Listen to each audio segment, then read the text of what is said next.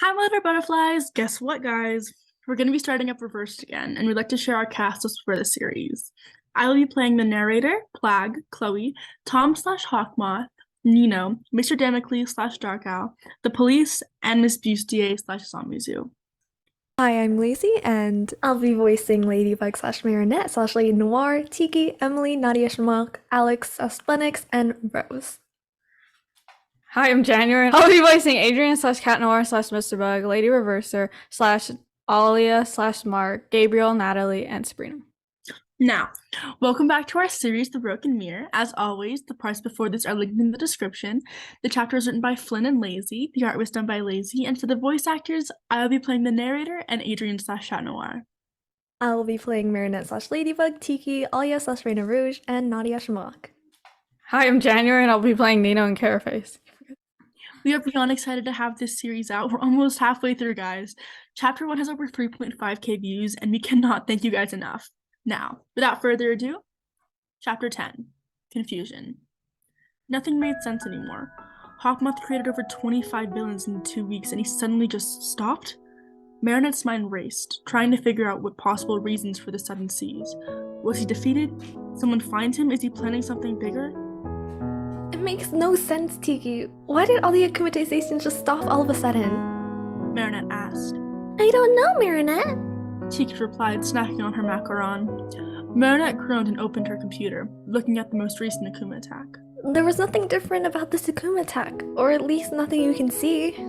Marinette explained, analyzing every detail from the video. Tiki hummed. I don't know what to say. I know just as much as you. Marinette rolled her eyes. There has to be something that gives us a clue as to why they've stopped. She uttered, watching the video in slow motion. Mother Protector wasn't a hard villain. We didn't do anything that we haven't done before.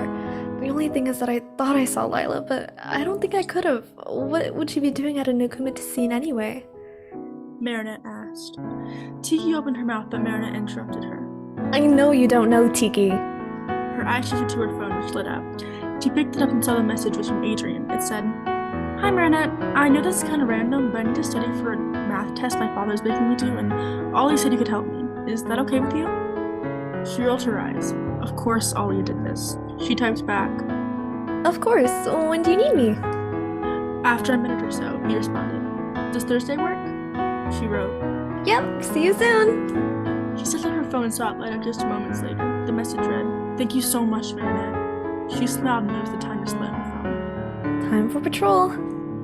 Marinette transformed and left her room through her hatch, zipping to the streets of Paris. She landed on her roof just to find the black cat, landing in seconds after her. Hey, kitty. She greeted him with a smile and sat down, her feet dangling off the edge. Evening, milady. He grinned, joining her at the edge of the roof. She looked out at the city below them without saying a word. What's on your mind, Bugaboo? He asked, noticing something wrong. She sighed and looked at him.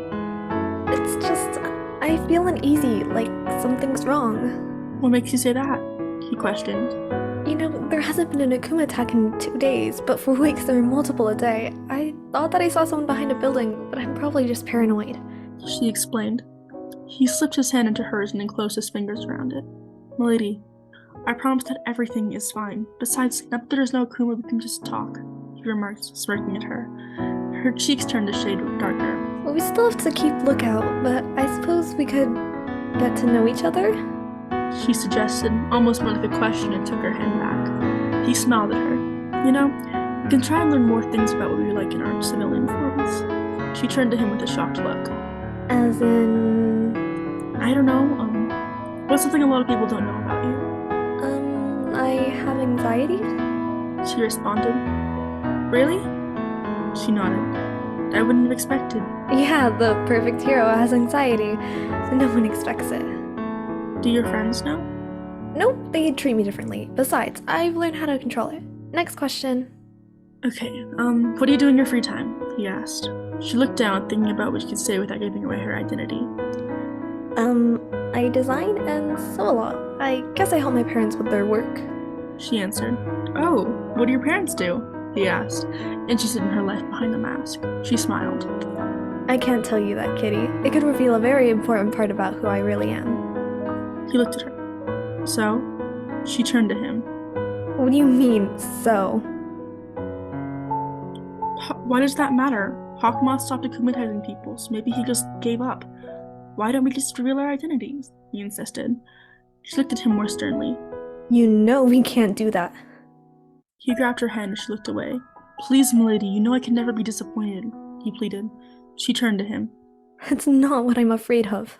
She paused. If one of us gets akumatized, then Hawkmoth would know both of our identities. It's too risky. Hawkmoth is gone. Why would it be too risky? If he ever were back, I'd never get akumatized. His voice was angrier, irritated. Ladybug gasped, her mind flashing back to the day they weren't on the same side. The day she had to fight an akumatized version of him, a white suit, blue eyes. Give me a hug, Marinette. Her memory screamed at her. She didn't know much about his akumatization, but she knew that he knew She didn't know much about his akumatization, but she knew that he knew her identity, and the only way to prevent the end of the world happening again was to keep him from the truth. Ladybug was brought back to reality when Chat Noir called her name. She shook her head. You don't know that. It's too risky. I'm sorry, Sha.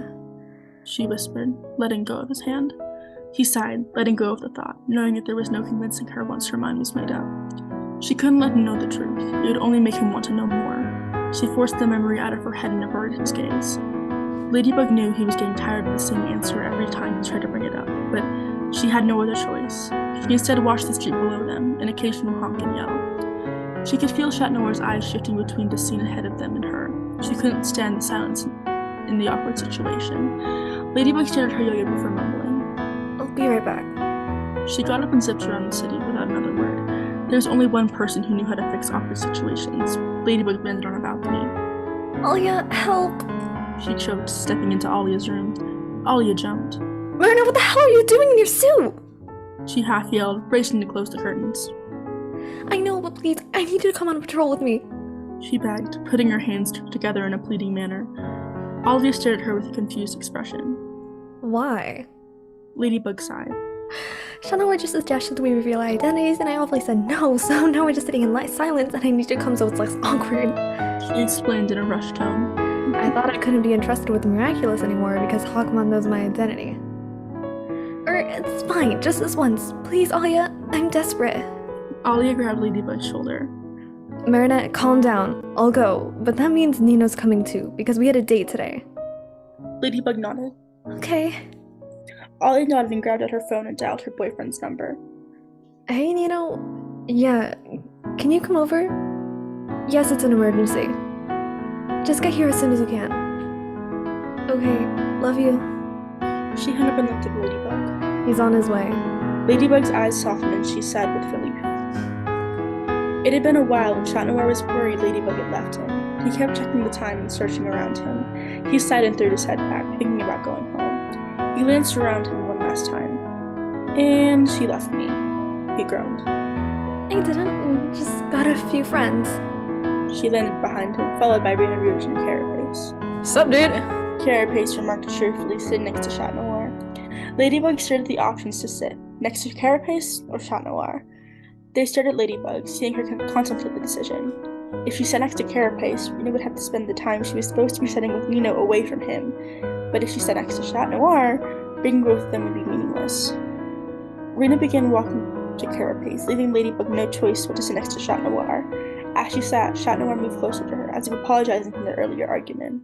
Aw, does the kitty cat need his lady's touch? Carapace joked, seeing the movement. You bet I do, Chat Noir chuckled, sitting even closer to Ladybug. Her face went red. Look at her, she's speechless.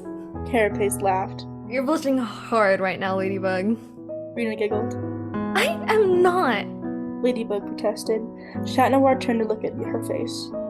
You are, he whispered. Oh, shut up. She playfully smacked his cheek, forcing him to look the other way. So, how's your guys' day? She asked, changing the subject. I had better days. Carapace replied. Rena propped her arm on her leg. Agreed. Chat Noir turned to look at Ladybug.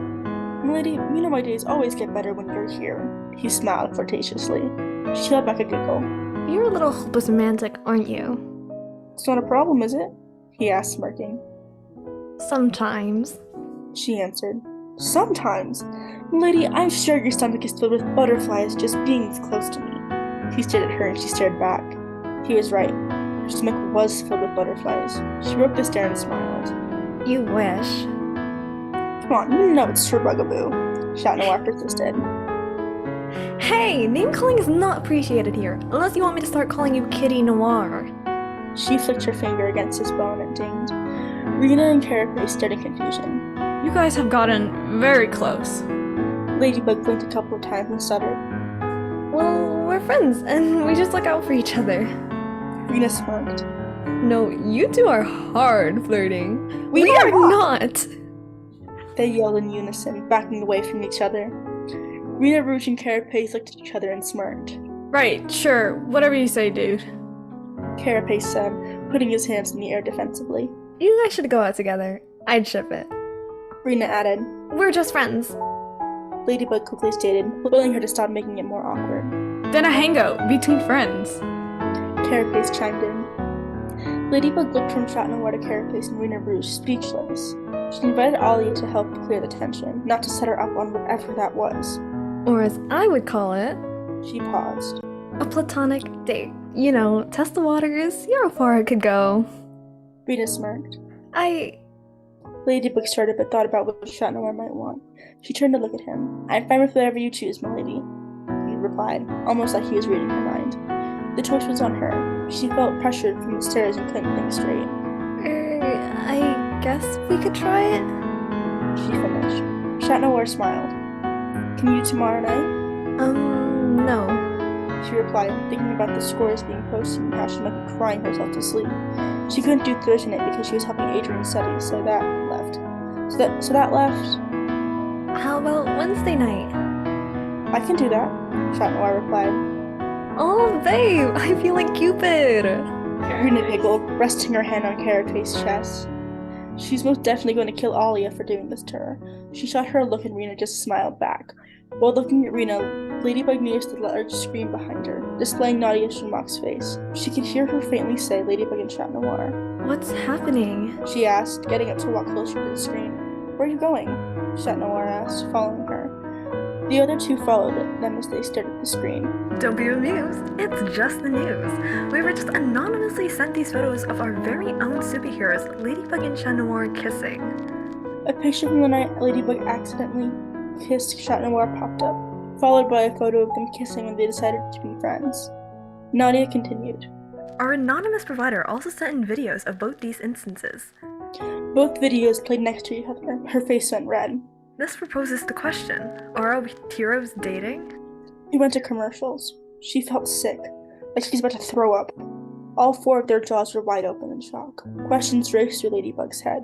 Who took those photos and videos? She turned to face Chat Noir. He interlocked his pinky with hers and opened his mouth. What the fuck? Chapter 10 proposed a lot of questions. Who took those photos and videos, and what's gonna happen during Ladybug and Chat Noir's platonic date? Of course, you're gonna have to continue watching to find out. After the half of our series, which is the platonic date, we're not gonna be doing bloopers because that's when things get tough. So enjoy them while you can. I love her answer so straightforward. She's like, I have anxiety. I know. I'm so special like that. Ladybug was brought back to reality when Shat called her. Not Lady Noir.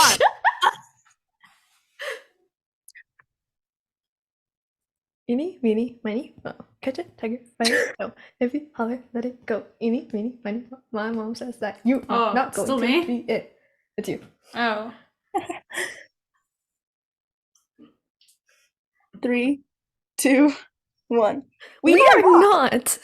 Rena giggled, resting her hand on Cupid's chest.